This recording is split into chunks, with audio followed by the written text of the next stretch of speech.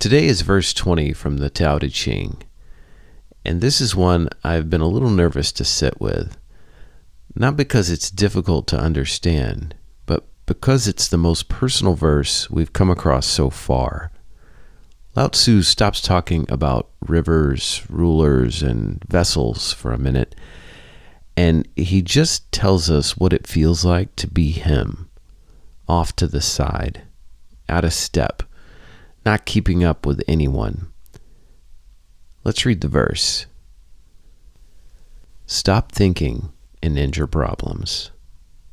What difference between yes and no? What difference between success and failure? Must you value what others value and avoid what others avoid? How ridiculous. Other people are excited as though they were at a parade. I alone don't care. I alone am expressionless, like an infant before it can smile. Other people have what they need. I alone possess nothing. I alone drift about like someone without a home. I'm like an idiot. My mind is empty. Other people are bright. I alone am dark. Other people are sharp. I alone am dull. Other people have a purpose. I alone don't know. I drift like an ocean wave. I blow as aimless as the wind. I am different from ordinary people. I drink from the great mother's breast.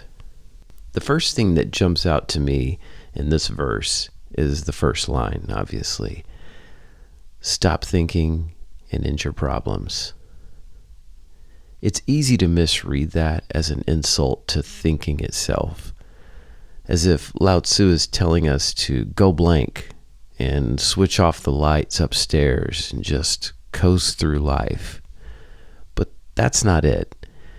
He spends most of this verse thinking very precisely about his own experience, noticing it, he's naming it, and holding it up to the light. That's not the absence of a mind. That's a mind being used well. What he's actually asking is narrower and much more interesting. What happens if you stop running the constant background calculation of yes and no, win and lose, right or wrong? What's left underneath all that scoring? Most of us never find out because we never stop long enough to check. The calculation runs all day, every day, and it's so quiet we mistake it for reality itself instead of a habit. Yes is good, no is bad, succeeding is good, failing is bad. We build the whole scorecard ourselves and then forget we built it.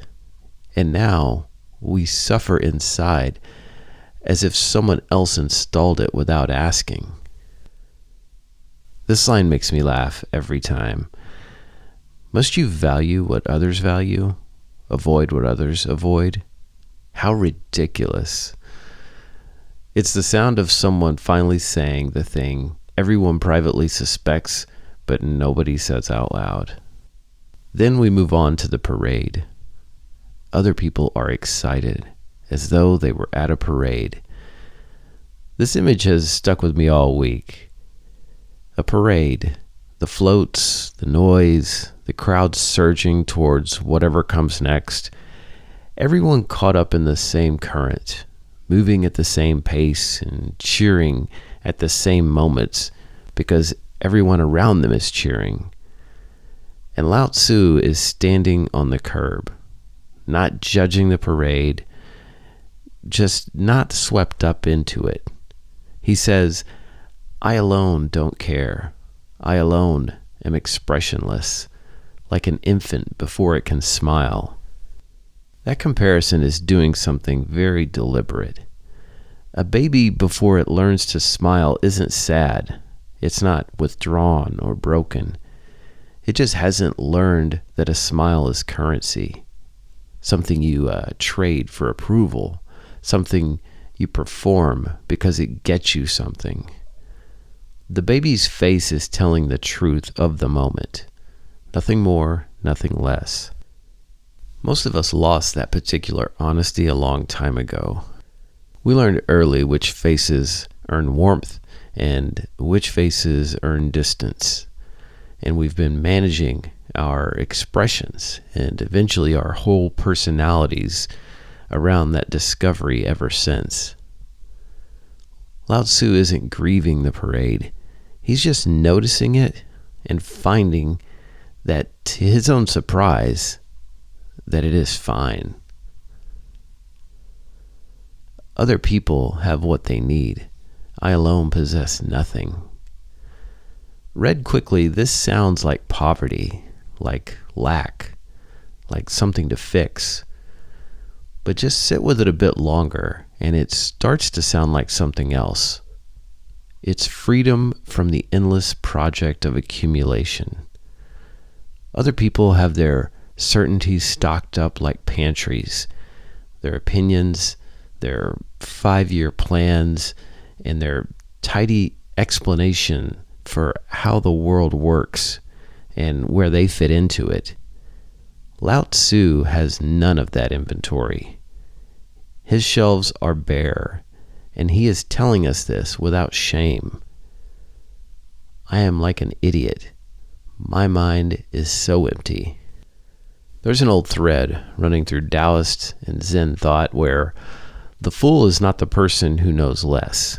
It's the person who has stopped pretending to know more than they do. The idiot in this verse isn't incapable. He simply is undefended. He's not holding a position he has to protect. So much so that he doubles down in the next line. Other people are bright. I alone am dark. Other people are sharp. I alone am dull. Brightness and sharpness sound like compliments in almost every other context. Here, they describe people who have honed themselves into something usable, a tool, an edge, a performance of competence. Lao Tzu, by contrast, is dull. He is unpolished. He's not angling to impress anyone. He's not sharpening himself against any of the world's expectations. Other people have a purpose. I alone don't know. This line tends to unsettle people the most because we've all been raised on the cult of purpose. Find your purpose. Live your purpose. Purpose-driven everything. And here, this ancient sage, apparently at peace, he's telling us he simply doesn't know this. Not that he lacks a purpose, it's just that he doesn't know it and doesn't seem to need to. I drift like an ocean wave. I blow as aimless as the wind. A wave doesn't fight the ocean's current and call it a personal failing. Wind doesn't apologize for having no fixed destination. They move the way they move because that's simply their nature, unforced and unashamed. There's a difference between drifting because you've given up and drifting because you've stopped needing a destination to justify your existence. The first is despair, and the second, which is what Lao Tzu is describing, is something closer to trust. Trust that you don't have to manufacture a purpose to be allowed to keep living. And the last two lines is where the whole verse turns. I am different from ordinary people. I drink from the great mother's breast. After 18 lines of not knowing, not having, or not fitting in, the verse doesn't end in loss. It ends at the source. Whatever Lao Tzu is giving up, the scorekeeping, performance, the purpose he was supposedly to found by now, he hasn't ended up with nothing. He's ended up drinking from the thing that feeds everything else. Not from the finished products or achievements or what other people are proud of, but from the source itself. Here's where I keep coming back to on this verse. It isn't really about becoming aimless or dull or ignorant. It's about noticing how much of our brightness, our sharpness and sense of purpose is actually just anxious performance, a way of proving to an invisible panel of judges that we belong at the parade. Lao Tzu isn't telling us to fail on purpose. He's asking whether we could set the whole judging panel down for a minute. Whether success and failure, yes and no, need to weigh quite so much. Whether it's possible to be, for a little while, as unguarded as that infant before it learns to smile.